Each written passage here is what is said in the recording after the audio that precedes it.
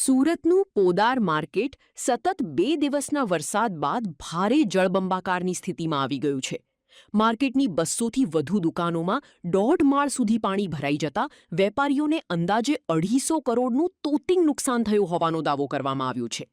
વેપારીઓનો આરોપ છે કે પાણી કાઢવાની જવાબદારી પણ તેમના પર જ છોડી દેવામાં આવી હતી અને તંત્રના અધિકારીઓ કે જનપ્રતિનિધિઓ પૈકી કોઈ મદદે પહોંચ્યું ન હતું. તંત્રની બેદરકારીના આક્ષેપ સાથે વેપારીઓમાં ભારે રોષ જોવા મળી રહ્યો છે અને લાખોનું નુકસાન વેઠી રહેલા વેપારીઓ હવે મદદની ગુહાર લગાવી રહ્યા છે. મારી ખેતેશ્વર કરેન દુકાન છે પોદારમાં છે, હજી શહેર જૂનો અહીંયા વેપારી છું અને નુકસાનની તો કોઈ સીમા જ નથી. અમારે જે હતું બધું આમાં જ હતું ને ઝીરો થઈ ગયું છે. એટલે 20 વર્ષથી અહીંયા બેઠા હોય એટલે અમારે એસેસરીઝનો બધો માલ ધીમે ધીમે કરીને લગભગ 1 કરોડ દરેક દુકાનમાં છે. આવી રીતે 200 થી 250 દુકાન છે, બધાનો ઝીરો થઈ ગયો છે. અમુક જણાને તો કરોડથી પણ વધારે માલ હતો.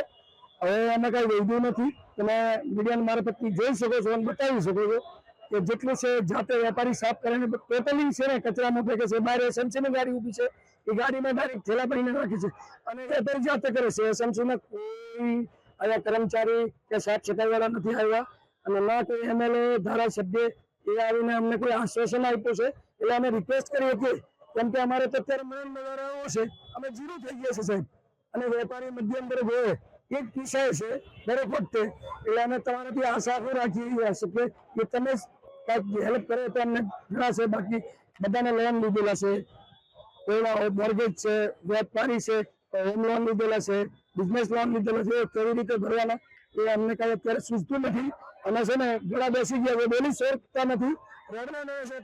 રડોનેરીને આંસુ નથી આવતો. શું કરીએ એ સમજાતો નથી.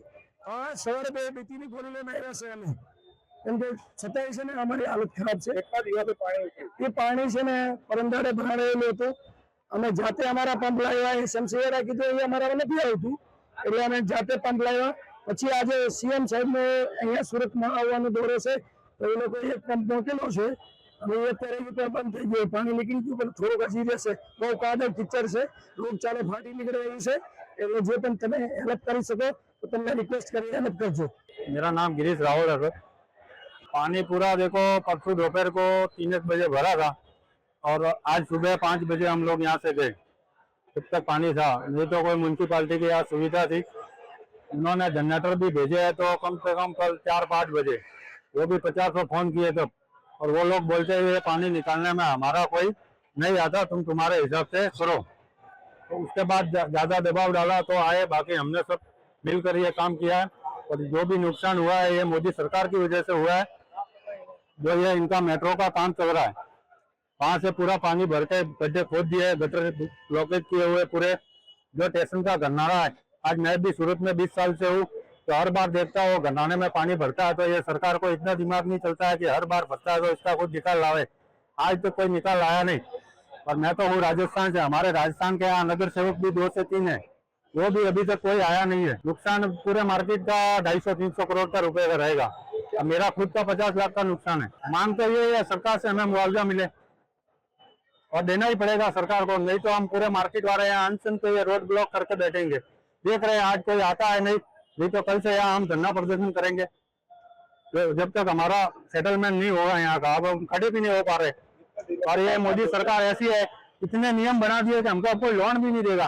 पानी उतरा 2 दिन, पूरा हमारा जो फर्नीचर था वो सब नष्ट हो गया, जितना माल था वो सब अभी मोबाइल इलेक्ट्रॉनिक माल है, थोड़ा पानी लगने से भी बेकार हो गया। मेरा तो रिपेयरिंग का काम है, मेरे पास कस्टमरों के मोबाइल रहेंगे तो 14-15 लाख के मोबाइल थे रिपेयरिंग में, अभी मैं उनको क्या जवाब दूंगा। मैं तो वो भी एक सिक्योरिटी मांग रहा हूँ गवर्नमेंट से कि उनका भी कुछ करे, यहाँ कुछ पुलिस का बंदोबस्त रखे, नहीं तो हम कस्टमर हमको क्या करेंगे, अभी हमको कोई अंदाजा नहीं है वो चीज का।